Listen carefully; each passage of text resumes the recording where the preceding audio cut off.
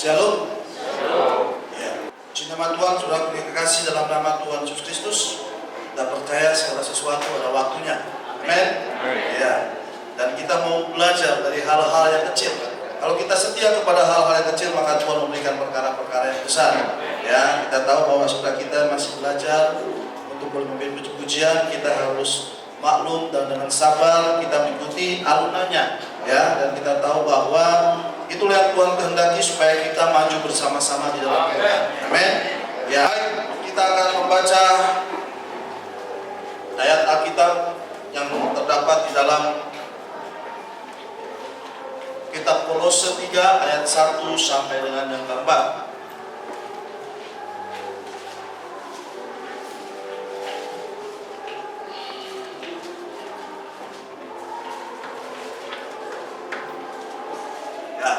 Semua, sedang sekali lagi sebelum kita bagi berdiri, saya akan membacakan ayat yang ganjil. Nanti sementara Bapak Ibu membacakan ayat yang genap.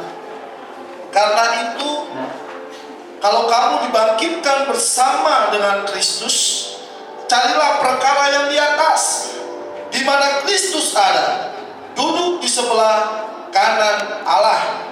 Carilah perkara yang di atas, bukan yang di bumi. Sebab kamu telah mati dan hidupmu tersembunyi bersama dengan Kristus di dalam Allah. Terus, apabila Kristus yang adalah hidup kita menyatakan diri kelak, kamu pun akan menyatakan diri bersama dengan Dia dalam kemuliaan. Ya, amin. Silakan dulu. Kalau kamu dibangkitkan bersama dengan Kristus, carilah perkara yang di atas, di mana Kristus ada, duduk di sebelah kanan Allah. Jelas. Rasul Paulus mengingatkan kepada jemaat di Kolose supaya mereka memikirkan perkara-perkara yang di atas dan bukan yang ada di bawah bumi. Ya, kenapa saya tegaskan hal ini? Cenderung apa yang kita lakukan dari hari ke hari, kita sudah masuk dalam dunia ini, maka atmosfer dunia ini pun akan mempengaruhi kehidupan kita, dan itu juga mempengaruhi pertumbuhan iman kita kalau kita tidak berjaga-jaga. Dan Rasul Paulus mengingatkan kepada kita, pikirkanlah perkara-perkara yang di atas, bukan yang di bumi. Ya, karena kita tahu ya bahwa iblis gampang dan sangat mudah untuk menjatuhkan setiap mereka yang tidak hidup di dalam firman. Dan kita tahu bahwa iblis itu tidak dapat menjamah dan menghancurkan hidup kita sampai pertama hidup kita menjauh daripada Tuhan. Ingat, kalau hidup kita sudah menjauh daripada Tuhan, hati-hati, warning bagi kita semua. Kenapa? Karena iblis akan menjatuhkan diri kita, menghancurkan hidup kita, sehingga apa? Apa yang sudah dimulai dalam roh, kalau kita tidak berjaga-jaga, kita akan kembali lagi masuk mengikuti apa yang iblis mau.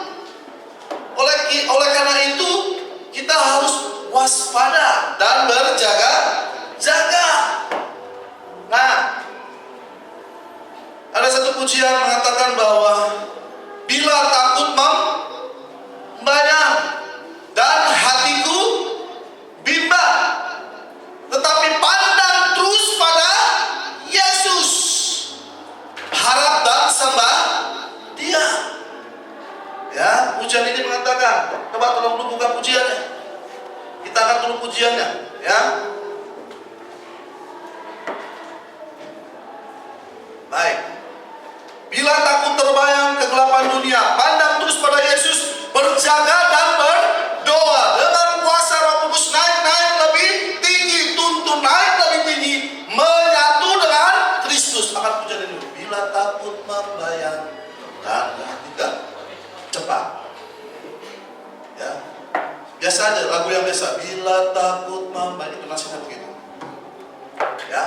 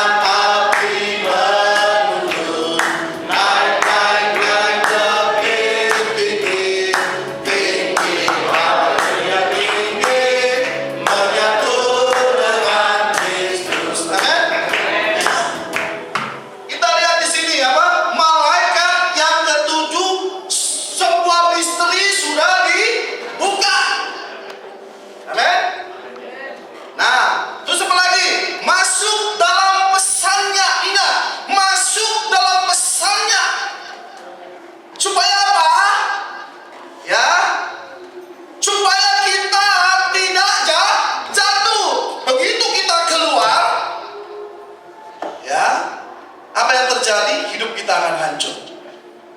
Amin.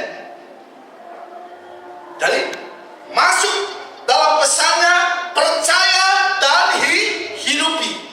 Kalau kita sudah masuk dalam pesan, percaya, kita menghidupi, siapa yang menuntun? Tiang api. Siapa tiang api itu? Yesus. Jangan ragu-ragu untuk ngomong. Siapa tiang api itu? Yesus. Dia juga tiang api yang sama telah memimpin Nabi Tuhan. Jadi jelas. Jadi kita semua harus dipimpin oleh tiang api itu. Supaya apa? Kita semakin maju di dalam Tuhan, naik-naik lebih tinggi. Apa dikatakan? Menyatu dengan Kristus. Ya. Apa yang dikatakan tadi? Ya tadi.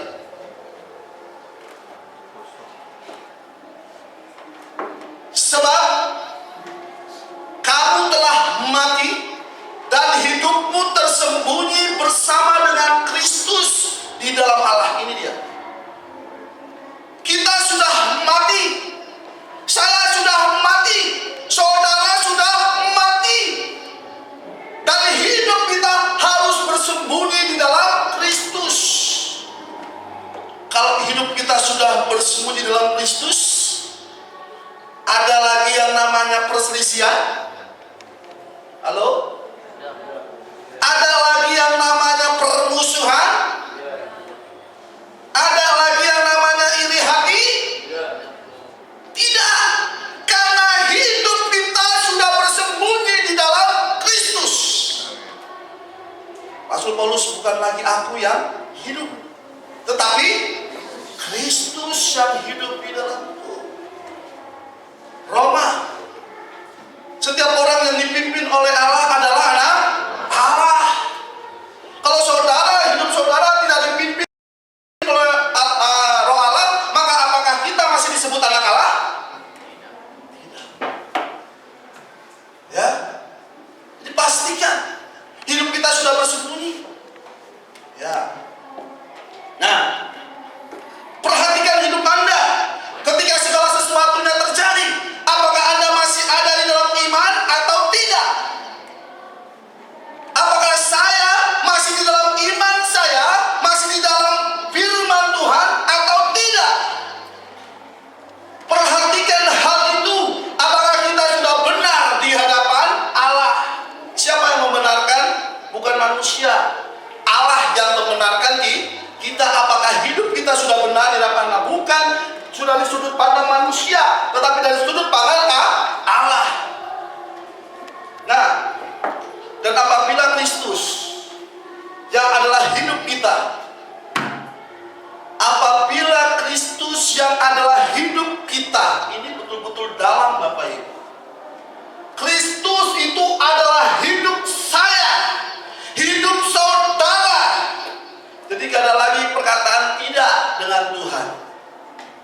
Ya, yang ada kita haruslah lakukan. Amin. Tidak lagi Tuhan, aku nggak sanggup Tuhan, enggak. Ya, tidak lagi bicara demikian. Apabila Kristus yang adalah hidup kita menyatakan dirinya kelak, tidak tahukah bahwa Tuhan akan menyatakan dirinya kelak? Ya. Nah, lihat. Kamu pun akan menyatakan diri bersama dengan Dia dalam kemuliaan. Wow. Jadi hidup kita harus menyatu dengan Kristus, menyatu dengan firman. Pada mulanya lah firman. Firman itu bersama-sama dengan Allah, dan firman itu adalah Allah, dan itu harus menyatu dalam hidup saudara dan saya. Jangan mau kita berjalan menurut maunya kita sendiri, ya. Dan benar-benar mengingatkan, ingat, iblis tidak dapat mencelakai kita, ya. Iblis tidak dapat mencelakai saudara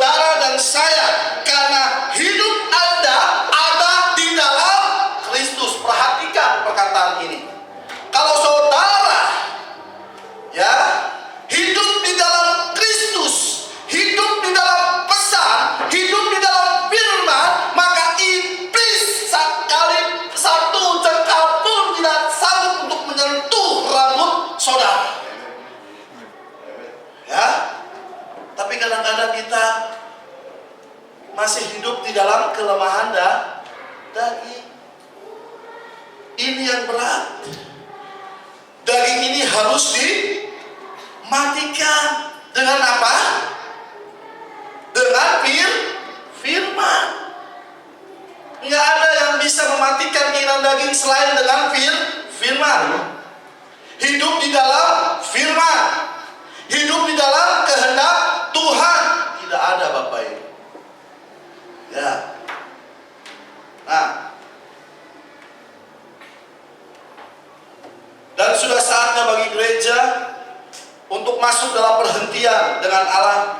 Hidup kita ada di dalam Allah sehingga kita membuang segala sesuatu yang berasal daripada dunia. Sudah saatnya, kata Nabi Tuhan, sudah saatnya bagi kita gereja Tuhan yang sejati membuang segala sesuatu yang berasal daripada dunia. Sanggup? Amin. Ya, saya terus terang secara daging gak sanggup.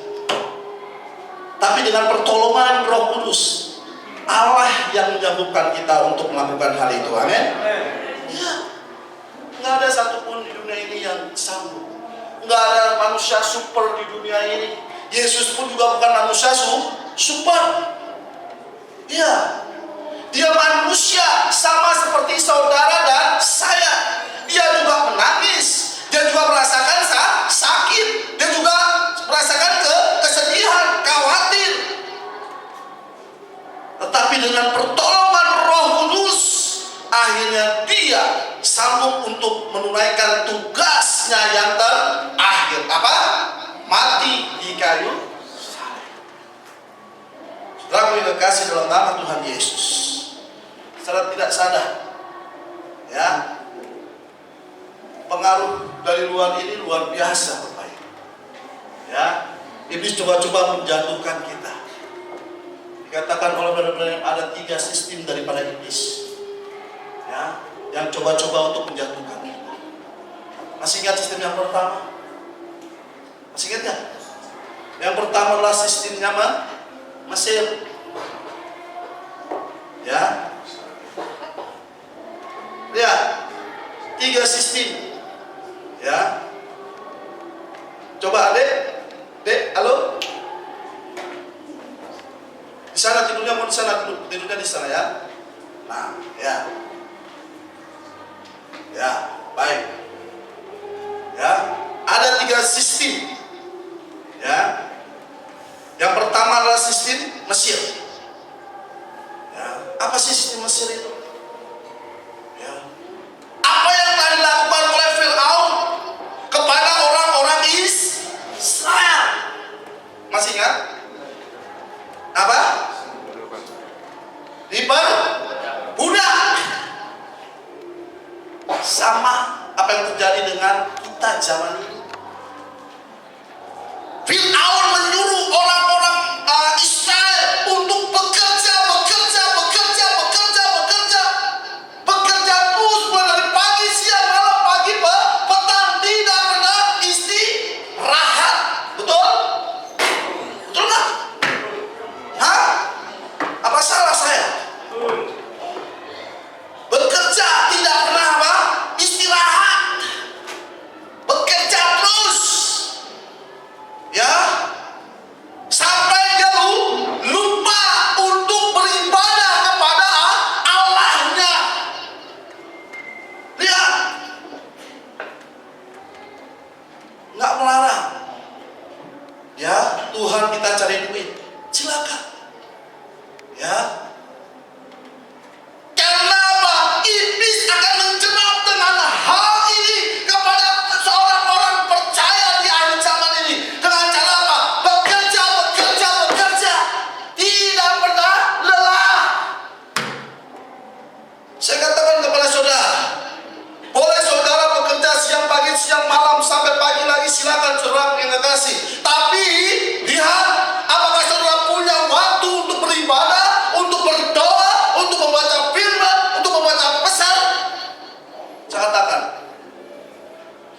Kalau masih saudara ada, mungkin sudah ngantuk.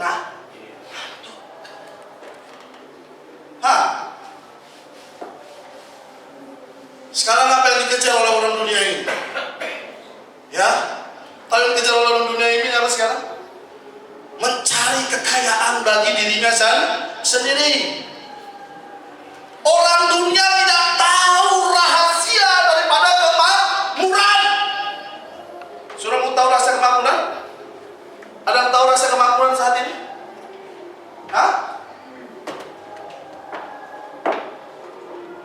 Ini rahasia kemakmuran. Amin. Ini rahasia kemakmuran. Ikuti firman Tuhan dari Kejadian sampai Wahyu, maka soal hidup saudara akan makmur, diberkati oleh Tuhan. Ya. Benar-benar hanya menyatakan rasa kemakmuran itu gampang. Hanya satu kata. Berilah korban persembahanmu kepada Tuhan. Korban persembahan syukur, korban persembahan khusus, korban persembahan perpuluhan, maka engkau akan diberkati oleh Tuhan. Itu rahasia kemakmuran. Dan Tuhan akan menjagai milikmu, hartamu, daripada mengadu dunia ini. Kenapa? Kita dapat berkat tiba-tiba habis dengan hilang. Aduh, kayaknya kemarin saya dapat berkat 10 juta. Kok tetap benar habisnya? Ya, kita dituntut bekerja. Tetapi apa? Hilang, lenyap, ditiup angin, nggak ada hasilnya kita peroleh. Yang ada hanya apa? Bentar-bentar kita masuk rumah sakit. Tidak tahukah itu bahwa itulah lengan, belalang perlahan yang membakar semua daripada hasil jeripayahmu ketika kau bekerja, karena kau lupa terhadap Allahmu. Dan Tuhan ingin supaya gereja Tuhan tahu bagaimana dia melakukan kehendak Tuhan yang benar di hari zaman ini. Amin. Ya, kondisi kita tidak mungkin terus terpuruk seperti ini. Amin. Lagu pujian. Yang miskin akan Tuhan buat menjadi kaya kan? Yang miskin akan Tuhan buat menjadi kaya. Bukan hasil usahamu. Semuanya itu oleh kasih karunia. Tetapi manusia lupa terhadap Allahnya, sehingga apa yang terjadi? Semuanya akan hancur pada akhirnya nanti. Ya, yang pertama tidak kita sadari, itulah sistem daripada Mesir. Ya, nggak ada yang pertama kali saya bingung, pasti Mesir rupanya bekerja, ditekan oleh dunia ini. Ya, Mesir itu lambang daripada dosa. Mesir itu lambang daripada dunia. Dunia senantiasa menekan kita melalui apa? Pekerjaan kita. Amin. Ya. Tapi lihat, kemarin kita cerita waktu pengajaran. Ya, Tuhan, memang kita harus bekerja. Dan saya setuju bahwa kita bekerja. Tapi pada waktu kita bekerja, jangan lupa dengan Tuhan. Apa yang telah dilakukan oleh orang Israel, dia lupa untuk beribadah. Dia lupa untuk memberikan korban syukur kepada Allah. Sehingga akhirnya apa? Yang ada dalam hatinya hanya sumut. Kenapa Tuhan begini? Kenapa Tuhan begitu? Dan apa yang terjadi dalam Bilangan 14? Ketika 10 pengintai itu diutus oleh Musa untuk melihat keadaan kota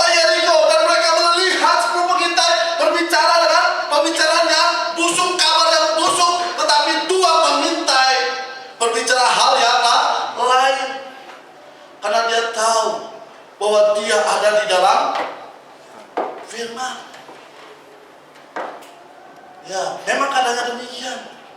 Tapi kita percaya bahwa kita mampu untuk melakukan merebut kota Yeriko. Wow.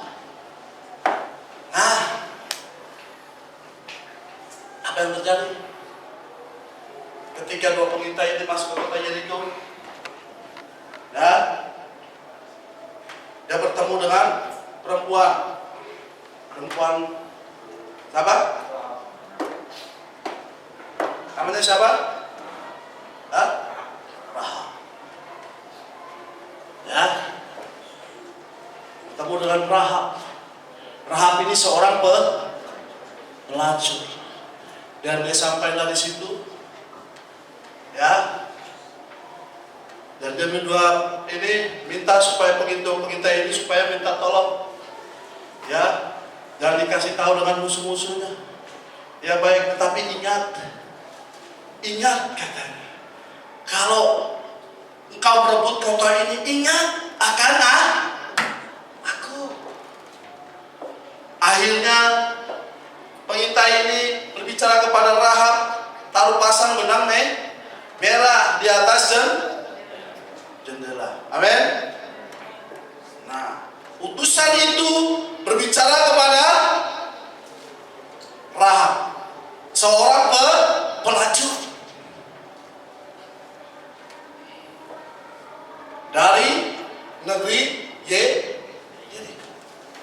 Setelah itu, lihat benang merah yang harus ditaruh di jendela. Nanti kalau orang-orang Israel masuk ke kota Yeriko, maka ketika dia melihat benang itu, apa yang terjadi?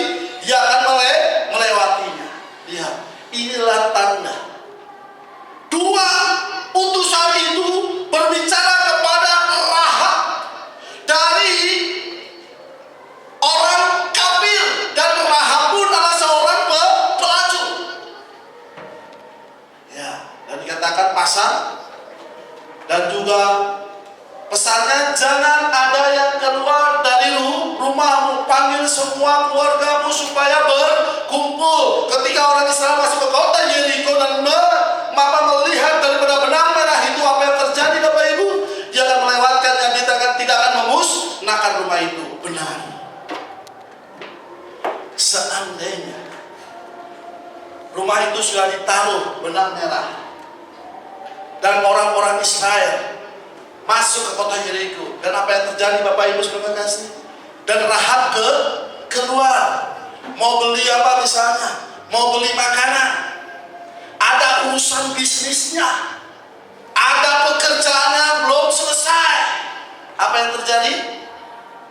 Dia pun akan binasa. Ya, siapa yang selamat? Mereka yang tetap di dalam apa yang dikatakan oleh utusan itu. Yang di luar daripada itu, mereka akan binasa. Pastikan dirimu ada dalam pesan Tuhan, dan Rahab tetap ada dalam pesan utusan itu. Saudara yang kekasih, ini bukan cerita-cerita bohong, ini cerita benar, dan ini terjadi di akhir zaman ini. Ya, yang pertama tadi apa? Sistem Mesir. Yang kedua, sistem Babilonia. Ya, sistem Babylon. Ya. Ya. Sistem Babylon. Ya, kita lihat. Kita tahu bahwa Babilonia ini adalah pusat daripada kebudayaan seluruh dunia pada zaman itu. Nah, dan apa yang terjadi? Ya, ketika mereka ditawan, ya, ada berapa orang yang ditawan pada saat itu? Orang-orang Israel pembuangan ke Babel, 70 minggu Daniel. 70 minggu Daniel kalau kita bisa lihat. Nah, di situ kita melihat, baik kita akan membacanya di dalam kitab Daniel.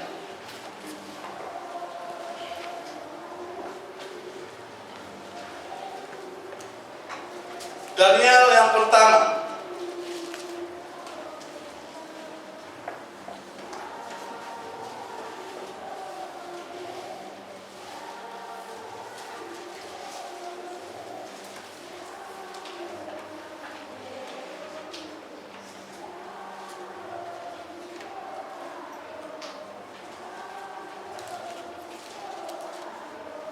Ya.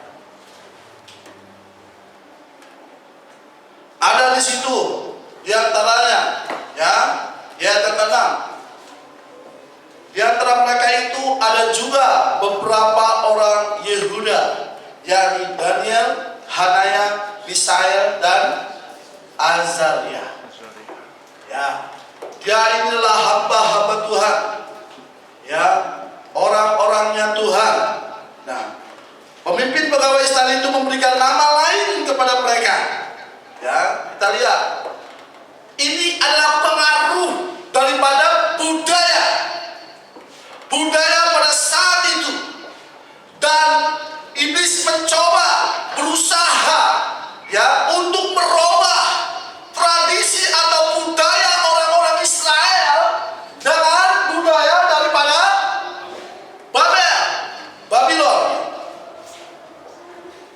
Nah, di sini dikatakan juga apa yang dikatakan oleh brother-brother, dia mengubah budaya itu.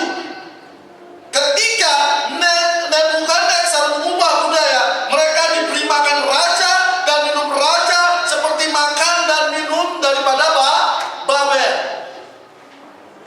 Ya, lihat apa yang terjadi pada saat ini.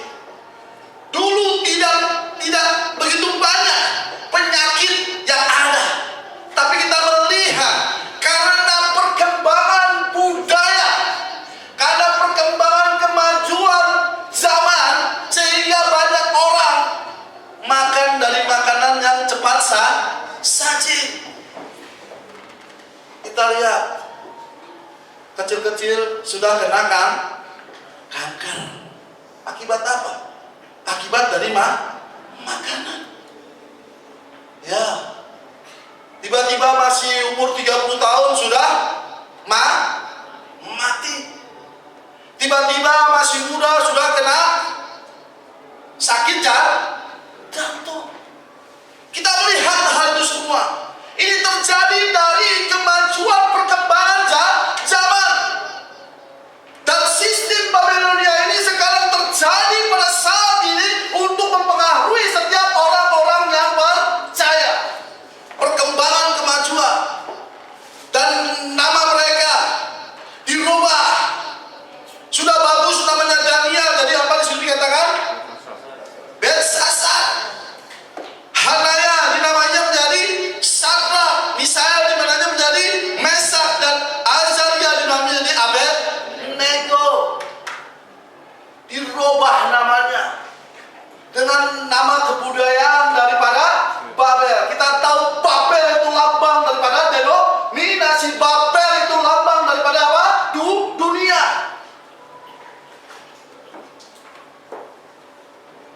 Dan kita seringkali tertipu dengan hal ini, sehingga kita tidak dapat melihat segala sesuatu dengan jelas, apakah ini kehendak Tuhan atau tidak. Dan banyak orang-orang jatuh dalam hal ini. Dan kita lihat sistem daripada Babel ini, kita sudah tahu bagaimana kejamnya. Dan itu sangat mengikat. Ya, mereka mengubah nama, ya. Dan kita yang lebih parahnya lagi, ya, Nebukadnezar mau mengubah kehidupan mereka. Itu parah Bapak Ibu. Sudah makanannya harus diganti. Apakah Sadrak, Mesak, Abednego mau makanan raja? Tidak mau. Iya. Dia hanya makan apa? Sayur-sayuran. Dia nggak mau makan makanan daging, karena dia tahu pengaruhnya. Nah, Lihat yang sering makan daging, pengaruhnya. Ya, saya juga pengaruh Bapak Ibu. Badan saya jadi gemuk itu tidak sehat. Betul? Jangan bilang gemuk itu makmur. Gemuk itu tidak sehat. Ya. Caranya bagaimana? Ini. Ya. Menghindari.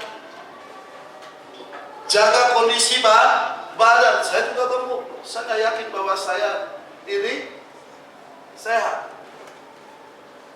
Atas pertolongan Tuhan saja saya sehat.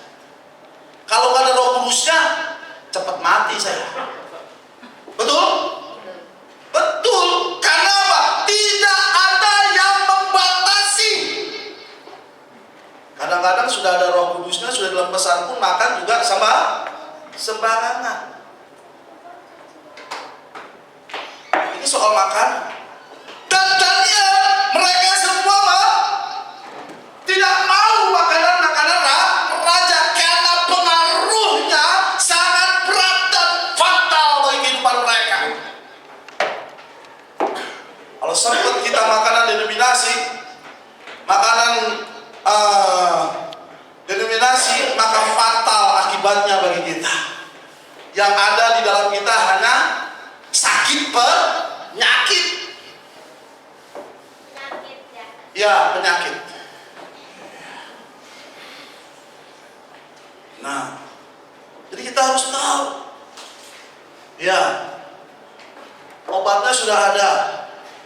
Amin. Apa? Hati yang gembira, adalah obat. Harus hati yang gembira. Saudara sakit tempat yang terkenal pun, kalau hati saudara tetap sedih, Anda akan lakuin. Ya. Nah, terus setelah dia mau mengubah hidup mereka, raja mau supaya disembah dan dapat mengontrol mereka. Betul? Sama dengan dunia ini. Dunia ini mau supaya terlihat manis, oh indah, oh elok, tapi akhirnya dia mau supaya diagungkan dan kita dikontrol oleh dunia ini. Saya katakan, orang merokok sebelum bertobat tidak akan berhenti merokoknya. Karena apa? Ada yang mengontrol. Spirit daripada dunia ini mengontrol. Anda yang sering minum minuman, ya, tidak akan berhenti minum sebelum Anda bertobat. Karena ada spirit yang mengontrol, roh dunia ini yang mengontrol saudara. Ya, kemarin saya lihat juga ketika saya baca-baca kemarin, rupanya ada juga roh tidur. Ya, kaget juga saya, kok ada roh tidur kan? Nah, karena apa? Sudah terlena, sudah capek bekerja malam. Betul nggak? Mau ibadah, mau blusuk begini, akhirnya udah, ya, lama-lama ngantuk. Ada juga itu. Tapi di sini nggak ada. Amin. Sebagian. Ya, sebagian. Di sini nggak ada di sini. Ya. Nah, memang ya roh Allah itu bertentangan dengan daging maunya yang enak-enak, betul kan? Betul nggak? Enak, ya. Makan juga harus enak, betul nggak? Itu pasti. Ya. Sekarang kita rubah pola kita. Jangan sampai kita mau dikontrol. Ya. Inilah sistem yang dipakai oleh si iblis. Babylon. Gak usah takut, sudah kelaparan di sini. Habis ini kita makan bersama. Amin. Ya. Beberapa jam? 2 jam? 3 jam? Ya. Jangan takut. Tuhan sediakan ya makanan pada hari ini. Ya. Nah, nama mereka, dan mereka pun jauh dan mau juga mengubah pelayanan mereka. Sudah mau dikontrol dan mereka mau coba mengubah pelayanannya. Ini hati-hati Bapak. Ya, itulah sistem daripada Babilonia. Dikontrol, dikuasai, dan mereka juga mau mengubah pelayanannya.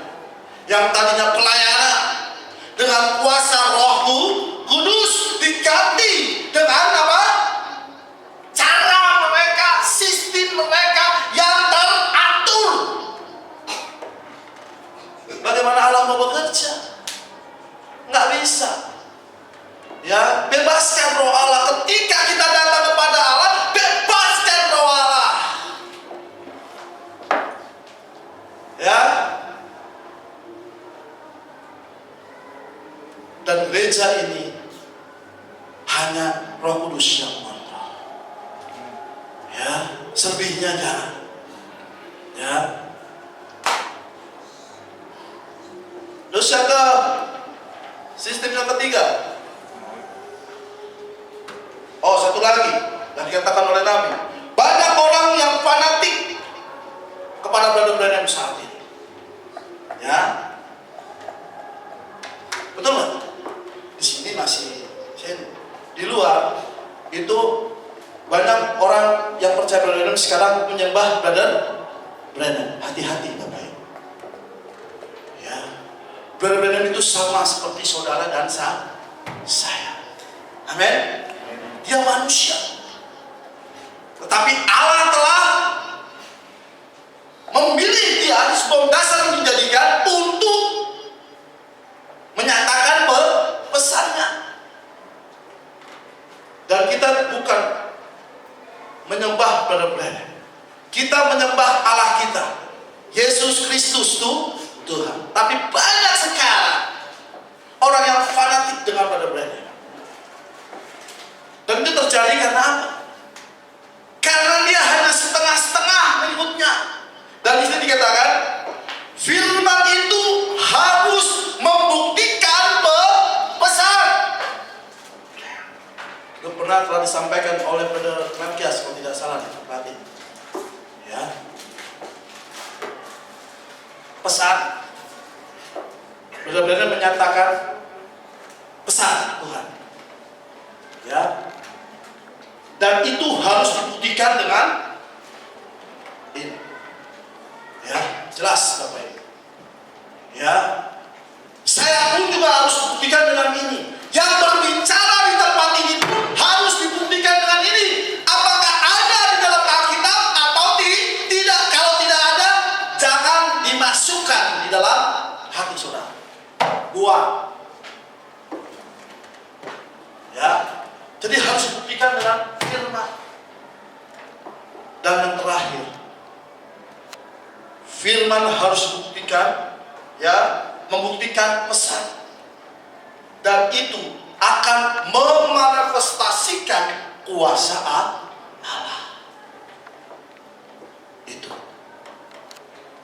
Baru semuanya pas.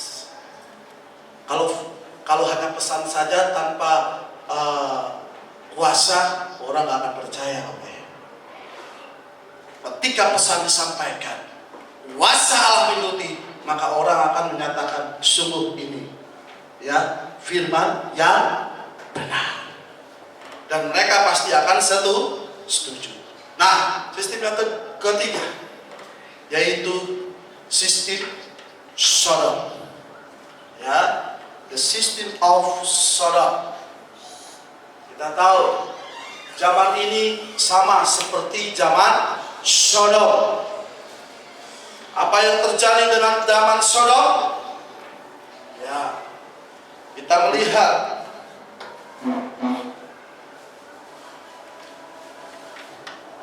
seringkali kita mendapat banyak persoalan, tetapi seringkali juga kita jatuh. Karena hidup kita tidak berada di dalam firman dan menjauh daripada Tuhan. Lihat apa yang telah dilakukan ya orang Israel dan bagaimana keadaan mereka. Ya, dan orang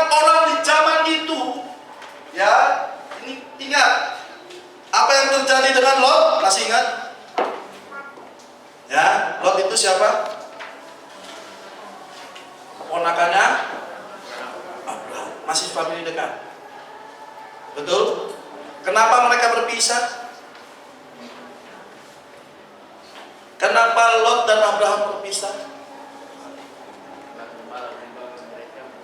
Iya, karena terjadi perkelahian antara para gembala-gembala Lot dan Abraham. Nah, makanya mereka berpisah. Ya. Dan Lot itu adalah lambang daripada 5 gadis yang bodoh. Gereja, organisasi, denominasi. Sedangkan Abraham adalah lambang daripada 5 gadis yang bijaksana, gereja Tuhan yang sejati. Bagaimana? Ya, Abraham dengan Lot. Masih ingat cerita itu? Ya. Mereka, apa yang terjadi pada saat itu? Lihatlah, berantem terus. Itulah yang terjadi di lapangan. Banyak hamba-hamba Tuhan, gembala-gembala itu berantem. Mereka harmonis ketika mereka dalam pelayanan. Amin. Tapi ketika kebiasaan sehari nggak mau saling ini, berantem terus mereka. Yang pusing siapa? Lot sama Abraham. Akhirnya Abraham, Lot, diajak. Kan ponakannya ya, panggilnya Lot. Ya tulang, katanya si Lot. Ada apa tulang? Hah? Ada apa? Om, katanya gitu ya. Panggilnya. Coba lihat itu. Itu semua tanah itu milik kita. Tuhan telah serahkan semuanya kepada kita. Abraham kan gereja sejati kan? Wah. Si Lot dilihat-lihat semua kan? Di sini syukur. Terus di sini tidak syukur. Di sini gersang, semua gersang. Hanya satu. Ya kan? Di Sodom. Karena dialiri oleh sungai apa? Efrat ya kalau nggak salah. Ya, sungai Efrat. Oh ya. Si Lot, kalau aku mengira sini gersang, di sana syukur. Lihat kan aliran sungai. Wah pasti ini syukur. Akhirnya si Abraham kan, ya namanya tulang kan, yang mana yang kau pilih? Lot katanya. Tulang, aku milih yang ini aja di tulang nih. Oh ya begitu. Ya, ini ponakan. Keponakan kadang-kadang kurang ajar juga sama omnya. Dia tahu yang suruh, akhirnya dia pilih. Oke lah, yang itulah. Tapi Abraham, no problem. Karena dia tahu dia sudah dewasa kan, no problem. Yang penting semuanya aman. Tidak ada pertengkaran lagi di antara para gembala mereka. Oke. Ya. Akhirnya Lot dengan sukacita dia pindah ya ke tempat yang dia mau, di sebuah negeri yang dialiri oleh sungai Efrat. Wah, oke. Nah, setelah itu senanglah dia kan berdiam diri. Lihat, Abraham melihat dengan kacamata Allah. Amin. Ya, bahwa jauh ke depan, ya, dia tahu apa yang akan terjadi. Makanya dia silakan Abraham, Lot, kamu mau ke sana silakan. Dan Abraham percaya, di mana kaki orang percaya berpijak, di situ juga berkat dicurahkan. Kadang-kadang kita tahu diri kita orang percaya, tidak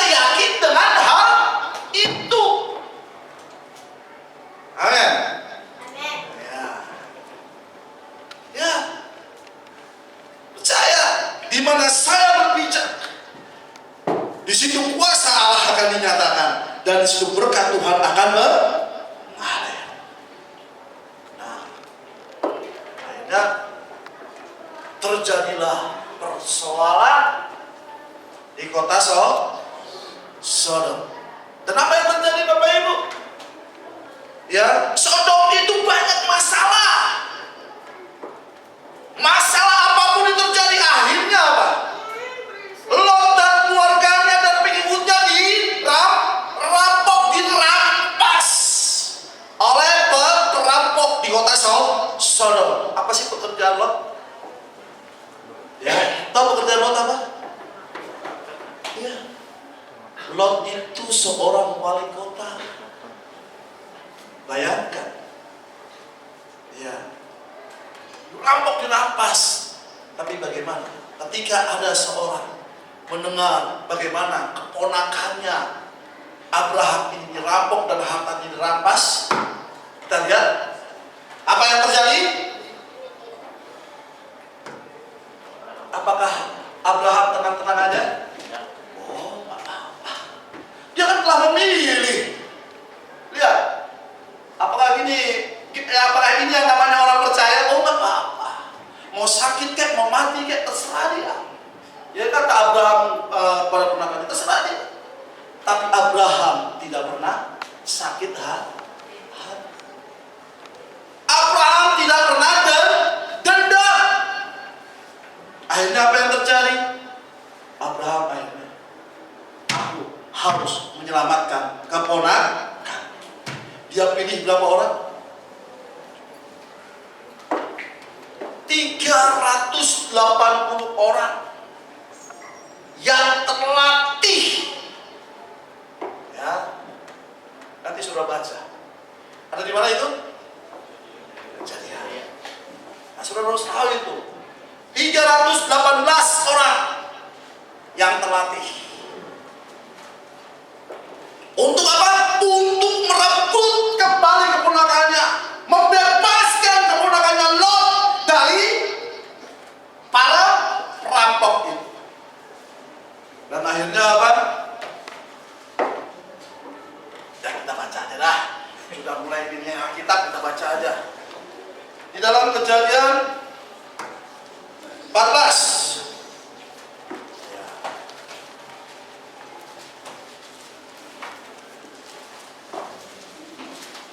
Seorang baca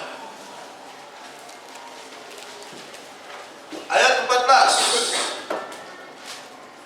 Kejadian 14 ayat 14.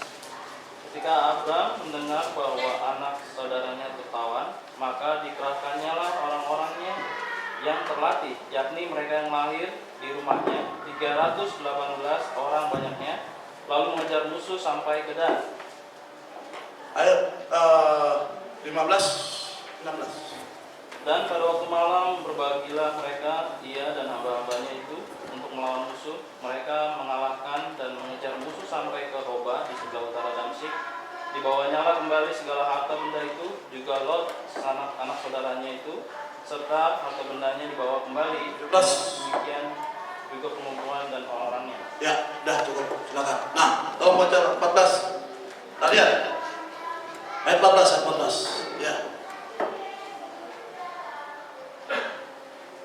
Ketika Abraham mendengar bahwa anak saudaranya tertawan, maka dikerahkanlah orang-orang yang terlatih, yakni mereka yang lahir di rumahnya, 318 orang banyaknya, lalu mengejar musuh sampai ke Dan.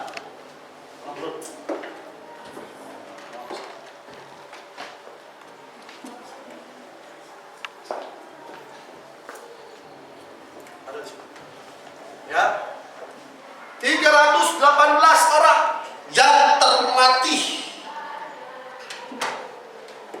Bayangkan, di mana orang-orang ini dilahirkan? Di rumah Abraham. Dan di mana orang-orang ini dilatih?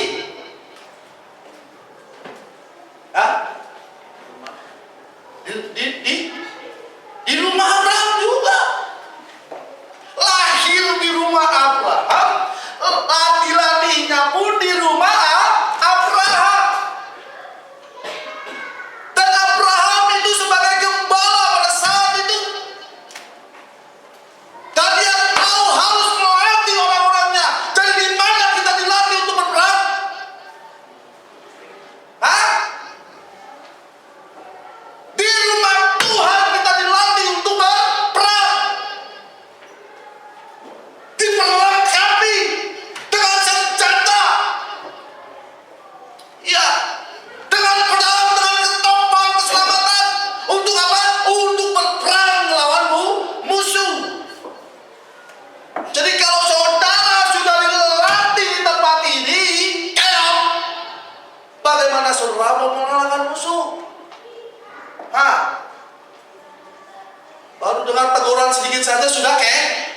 itu Pak Martinus kayaknya benci sama saya tuh. Pak Martinus gak suka sama saya tuh. Waduh, gimana kita mau berperang melawan musuh? Di sini dia sudah keok. Lihat, seorang Kopassus latihannya luar biasa Bapak Ibu. Untuk mengambil baret merah, dia harus kemana? Nyebur laut, baretnya dilempar ke dalam laut, dia dari helikopter langsung terjun ke laut. Sanggup?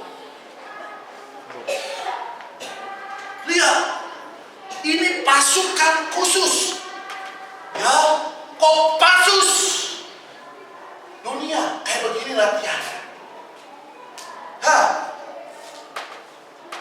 Taruh baret, sebar, itu baretmu, ambil, betul Pak?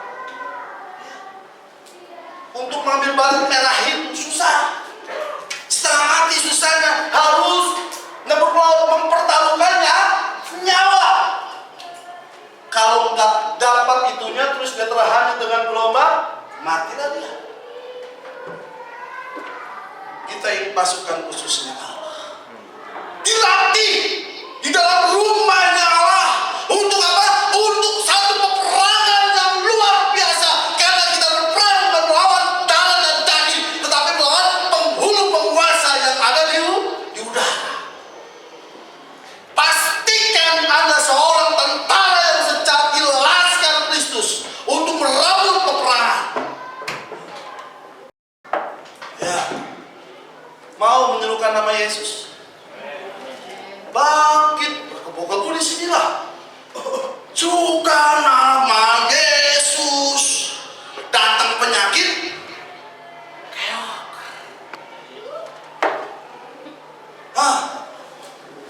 Betul. Ada hujan sedikit, keok, nggak beribadah. Sakit sedikit, keok, nggak beribadah. Apa ini yang dinamakan tentara melepaskan Kristus dari zaman? Saudara kalau sudah masuk dalam pelayanan, baru saudara tahu apa artinya itu hidup dan menghargai ibadah kepada Tuhan. Makanya saya rindu supaya ada salah satu di antara kita yang masuk ke pelosok Kalimantan. Ya, jadi kita tahu bagaimana hidup itu. Berjuang dengan segala peperangan, baik peperangan rohani, iblis selalu menyerang setiap saat, dan itu yang terjadi. Dan kalau saudara sudah masuk, kita tidak akan menjadi cengeng. Ada masalah, tetap bertahan, tetap setia, tetap melakukan firman Tuhan.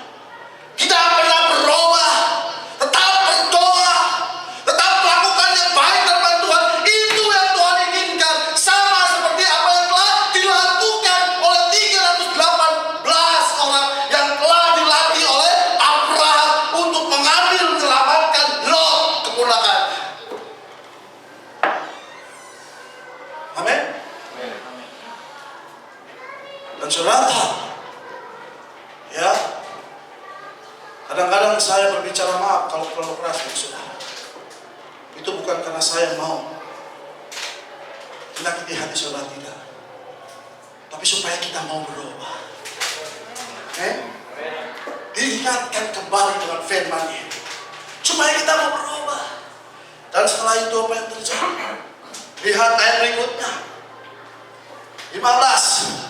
Dan pada waktu malam berbagilah mereka, ia dan hamba-hambanya itu. Iya, Abraham pun ikut berperang. Bayangkan, seorang pemimpin tidak pernah berdiri di belakang. Seorang pemimpin harus berdiri di depan. Seorang gembala tidak pernah mengembalakan dombanya di belakang. Dia harus ke depan, di depan. Kenapa? Karena begitu musuh datang, dia dulu yang akan tewas. Lihat, ya, dan hamba-hambanya itu untuk melawan musuh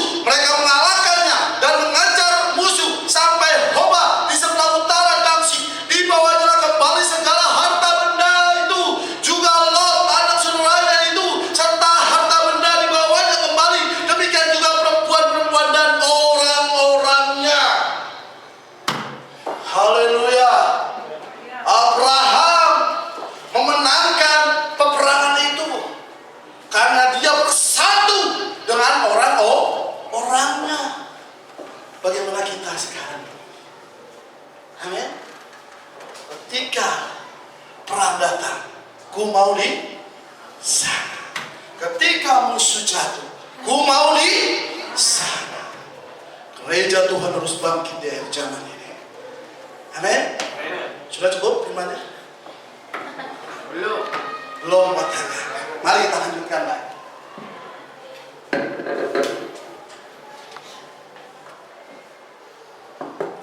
Ya. Kita lihat apa yang terjadi dengan Abraham. Abraham tidak pernah mengeluh. Ya. Karena dia senantiasa bertanya dengan Tuhan. Dan sistem Sodom ini yang akan membutakan semua orang percaya untuk apa? Untuk bersandar kepada keadaan pada saat ini. Ini sistem yang paling bahaya. Ya, lihat apa yang telah datang pertama, kuda putih. Iblis datang dengan kuda putih, penyesatan. Yang kedua, dia datang dengan kuda merah. Apa? Politik. Dan yang ketiga, dia datang dengan kuda hitam. Apa? Ekonomi. Amin. Dan sekarang dia datang, bersama-sama dia datang. Baik penyesatan, baik apa? Politik, baik juga bercampur jadi satu. Itu adalah peperangan yang akan kita hadapi. Siap semua? Amin. Ya. Kalau saudara siap, tunjukkan saudara. Ya. Dengan apa? Pertumbuhan iman. Masalah memang banyak. Amin. Siapa di sini nggak punya masalah? Ada? Siapa di sini yang banyak masalah? Saya banyak masalah. Kalau nggak ada masalah, nah saudara tadi nggak ada masalah, nggak nunjuk. Ada masalah, nggak nunjuk. Gimana saudara? Hah? Nah, antara surga dan neraka tidak ada tengah-tengah. Hah? Ya, saya banyak masalah. Tapi masalah itu harus kita hadapi bersama. Kita harus bersatu. Sama sebagaimana Abraham dengan laskarnya. 318 orang itu. Dia bersatu untuk merebut keponakannya. Dan saat ini juga kita harus merebut medan peperangan kita. Ya, satu lagu pujian. Ya, waktu gereja bangkit di akhir zaman. Kita akan pujian. Mari kita beri berdiri. Haleluya.